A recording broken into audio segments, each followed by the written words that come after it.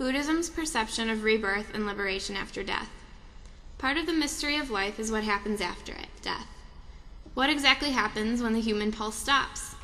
One's perspective on the afterlife and its existence typically coincides with one's religious beliefs.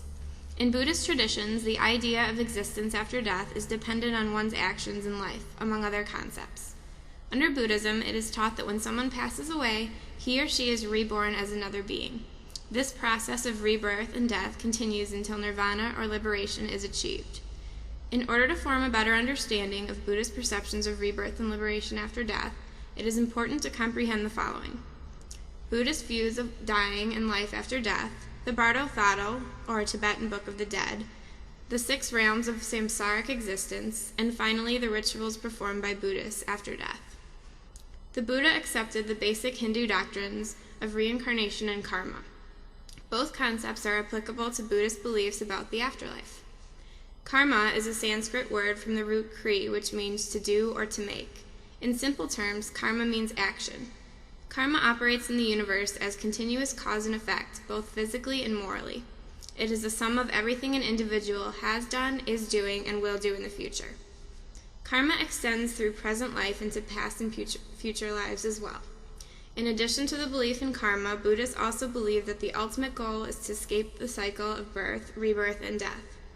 What binds humans to the cycle is desire, or the sense of wanting or craving impermanent things in the world.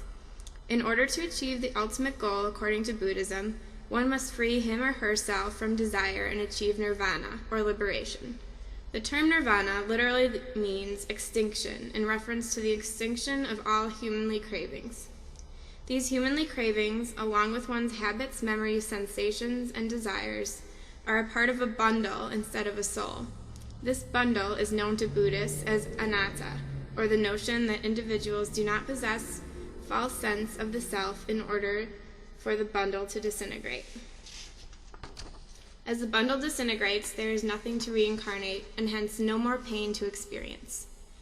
While the concepts of karma and rebirth in the eyes of Buddhists may seem easy concepts to grasp, they are actually quite abstract and much more detailed. A deeper exploration of the Buddhist beliefs about what happens after death is described in a book known as the Tibetan Book of the Dead.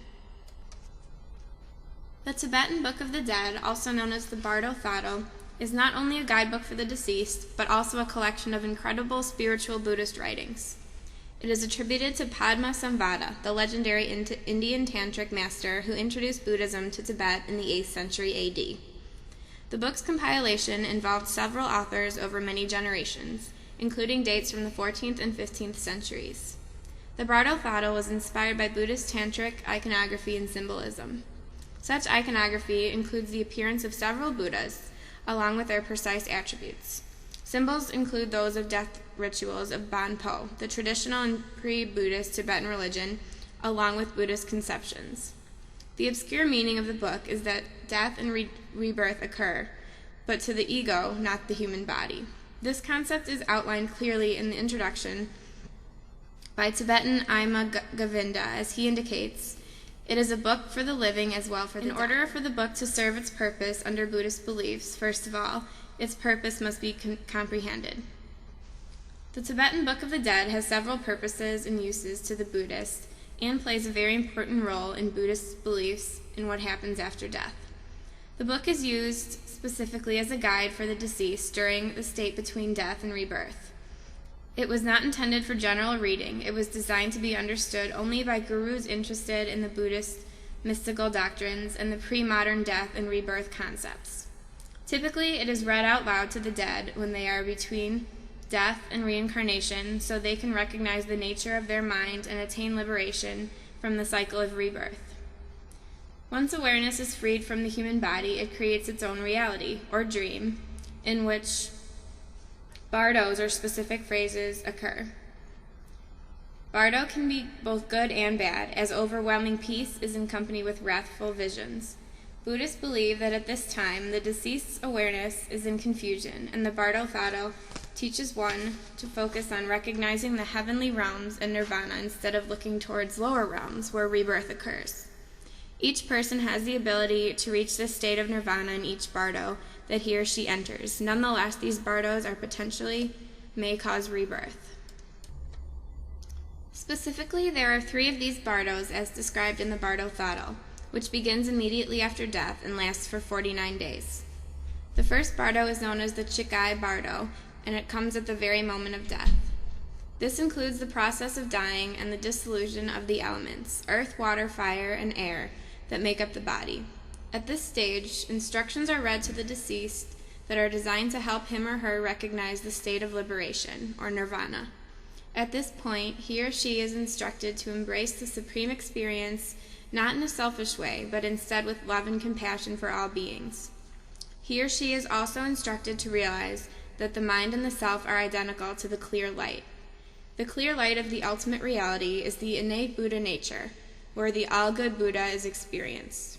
This light is the very substance of nirvana and liberation, but the soul can only see it if it is recognized and if the soul can act in a manner that will keep it in that state. If the deceased is able to remain in the clear light, Dharmakaya, or the highest spiritual body of the Buddha, is attained. However, most souls fail to attain Dharmakaya, which means that the soul's karma will pull him or her down into the second stage known as the secondary clear light. At this second stage, there are specific instructions to be read which coincide with the spiritual condition of the person while still alive. For a Buddhist who is very advanced in meditation, the same instructions are repeated, as they command him to recognize himself as the Dharmakaya. On the other hand, if the individual is still at a student level on the spiritual path, there is the instruction for him to meditate also. As stated in the Bardo Thado, lastly, if the deceased is common folk or unpracticed spiritually, it is instructed to meditate on the great compassionate Lord, or a common God such as Jesus Christ for the Christian. The first bardo is often compared to the near-death experience, where people experience themselves floating out of their bodies, etc. If at any point in this first stage the body is not liberated, it will descend into the second bardo. The second bardo is known as the gnid Bardo, or intermediate period of visions of deities, heaven and hell, judgment, etc., which is said to last for about 2 weeks. Parallels have been drawn between the gnid Bardo and the psychedelic and psychotic states of mind and experiences of astral traveling and astral plane. This bardo is divided into 2 parts, first of which includes the peaceful deities. During these first 7 days, a particular Buddha being will appear, accompanied by angelic attendants who bear glory. Also on each of these days, a light from one of the lokas shines. Lokas are the 6 worlds of existence in the Buddhist universe. English words location and locale are derived from the Sanskrit word. In the second week of the second bardo, the soul meets 7 wrathful deities. These wrathful deities include terrifying demons that advance with flames and swords, drink blood, and threaten to torture. At this point, it is the soul's natural tendency to flee away from these demons. However, if it does so, then all is lost. At this point, the soul is instructed to have no fear and to recognize that the wrathful deities are only disguised as bad because of their evil karma. The soul is also taught to face each demon calmly and recognize each wrathful deity and visualize it for what it truly is. It will be liberated. If not, the soul will then wander down into the third bardo. The third bardo is known as the Sidpa Bardo and is the intermediate period of rebirth. At this point, consciousness descends and chooses a new body to be born into. Here the soul encounters the Lord of Death, a demonic deity who appears in smoke and fire and subjects the soul to judgment. If the deceased protests to the Lord of Death that it has done no evil, the Lord of Death will hold up the mirror of karma, wherein every good and evil act is vividly reflected. Next, demons begin to impose torments and retributions on the soul for his evil deeds. The Bardo Thado instructs the soul to attempt to recognize the voidness of all these demonic beings, including the Lord of Death. The soul is told that the entire scene around him is a mere projection which comes from his own mind. If the soul recognizes these instructions, it can achieve liberation, and if the soul does not recognize this, it will continue on down to the path of rebirth. Next, the lights of the 6 lokas will appear again. One of these lights will shine more brightly than the others, and this is the light which the soul is destined for.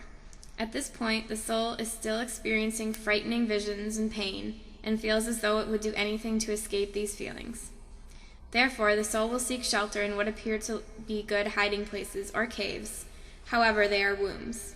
The text of the Bardo warns the soul that these are wombs, and that the soul is urged to meditate. If the soul can meditate effectively on the clear light, then it is still possible for it to achieve liberation from the cycle of rebirth. Nonetheless, there eventually comes a point where it is impossible to attain liberation, and the soul is instructed on which of the wombs to choose for the best possible incarnation. Non-attachment is the best means in order to rise above repugnance from worldly evils and attraction to worldly pleasures.